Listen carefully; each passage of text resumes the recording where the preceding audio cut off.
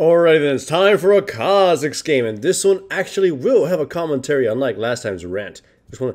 And I actually picked them into a really good composition. Look, the enemy team, well, we first started off with Jinx, then the enemy team picked Fiddlesticks and Corki. And I thought to myself, you know what would be good against these two? They don't really have crowd control. I mean, yeah, Fiddlesticks out CC, but he can be blown up real quickly. So I figured maybe an assassin would be a good choice, especially considering the last game I played a tanky champion, and I couldn't do anything because my teammates didn't do anything. So I figured this time I want to play damage. Luckily for us, the enemy then proceeds to pick Varus.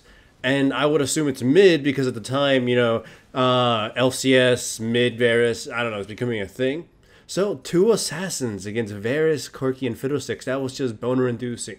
And then the team proceeds to pick Jax and Nautilus. Nautilus is a good pick against us, but Jax kind of isn't. He isn't proactive against assassins, so he really can't do much.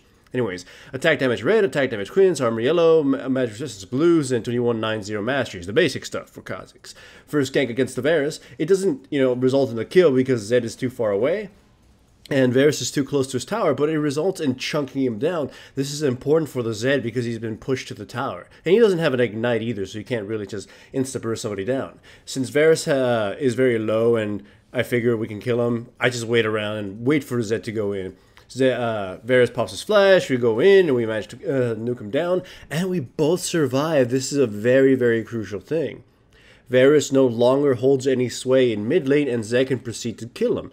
I myself figure I could just gank Varus again for free because all his summoner spells are down. And, of course, Varus has no mobility whatsoever. This is one of his biggest flaws as a mid laner. If you don't have a cooperative team or you don't have a jungler who can actually protect you, you might just get a little bit screwed.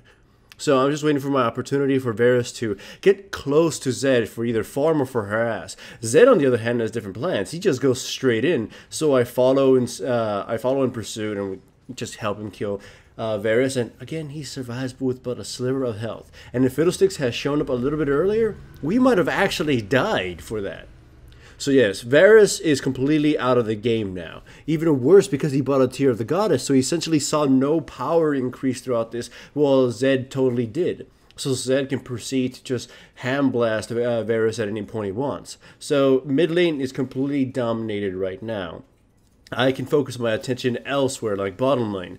In this case, my teammates barely survive. And the teleport from Zed, just fucking beautiful. He hits Corki just enough for him to be blown up by his ultimate, and then just proceeds to try to kill the bottom laners. I go to the jungle trying to scarf for Fiddlesticks, and I make the dumbest jump ever because I thought he was going to go back to his tower. It was just really bad.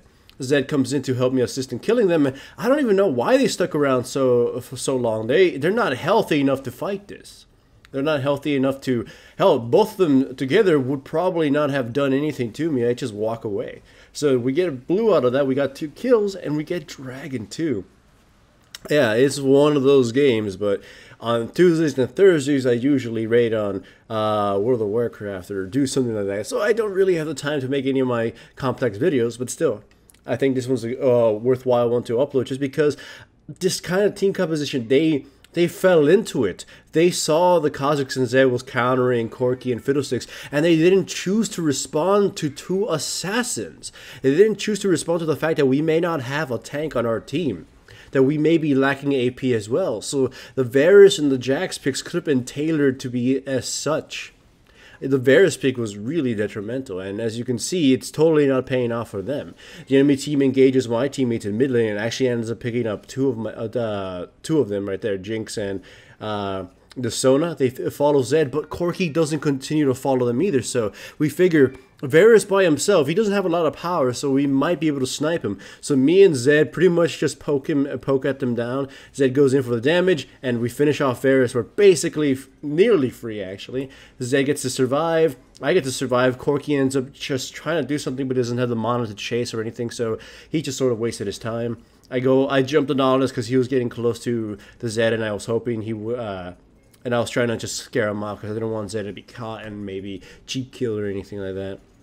So yeah, we have a disturbing advantage now, and again, it is kind of because of their team composition, or mostly because of mid-Varus failing them and then just getting out of control. Now, I've already said before with Kha'Zix, people are thinking he's weak or something, or he's terrible. But again, he's one of the more versatile fighters in the game. Also, I don't know what the fuck was up with that ultimate. One of the most versatile fighters in the game. So you can adapt your build in the game just to see, just to respond what your opponents are doing. And you can see that I evolved my E first in this game instead of my Q for more damage. I figured they're very squishy already. They're very squishy, and all I have to do is just kind of keep ramming at them, catch them. They'll try to flee, but they don't have the CC to control me, so I'll be able to hop around like crazy. That's my idea. The reset would work, and the range distance would work, so that's kind of what I figured.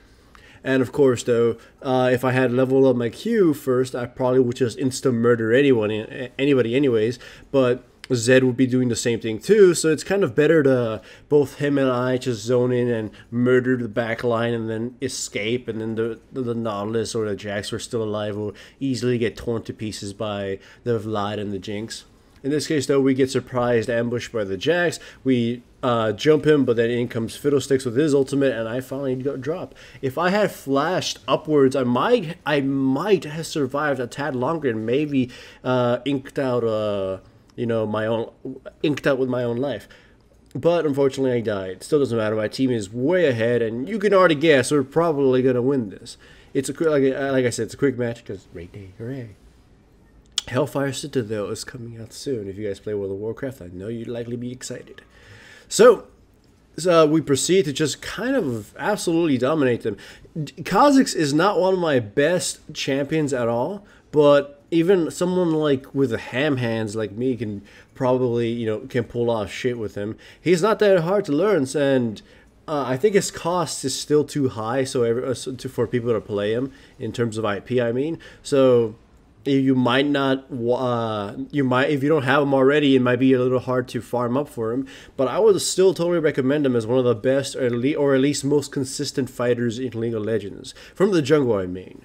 The other ones, they have their slew of problems, but Kha'Zix is like the jack of all trades, and sometimes he becomes really, really strong, depending on the meta.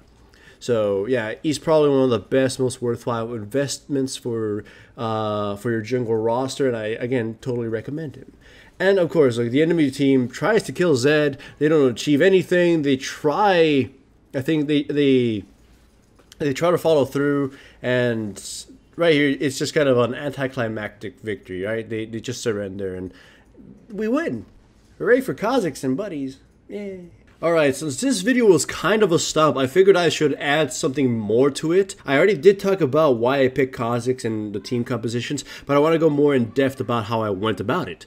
Now, my teammate picked Jinx first, and she's a very versatile all-around good AD carry. However, she doesn't have the means to survive unless she's got her passive kicking in. So already I was thinking I should probably play some sort of bodyguard. Maokai was one of the top picks up there. Even Nautilus was a choice. He hadn't been locked in yet, of course. Fiddlesticks and Corki were picked. Corki was picked first, so when Corki was locked in, I was thinking to myself, he's a squishy champion who only contributes damage, he doesn't contribute utility. So if I can knock him out of the game early on, he will have quite a tough time catching up or contributing to team fights. So assassins became a choice too, but also bodyguards or gankers like Maokai were still up there, so Maokai was still one of the top choices. Then Fiddlesticks was picked. Maokai became such a good choice for this, but at the same time I was thinking maybe I can assassinate Corki or assassinate Fiddlesticks, since they're both really easy to kill, barring the fact if Fiddlesticks ends up buying an hourglass. Then my teammate picks Zed before I lock in Kha'Zix, and then I started thinking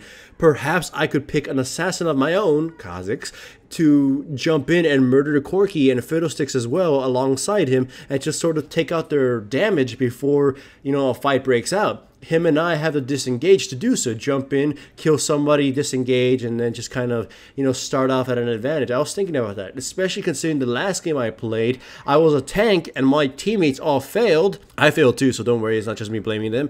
And we had no damage in team fights, and we just struggled. So I kind of felt like I need to contribute damage too for this game, just to make myself feel a little bit better, a little bit more secure.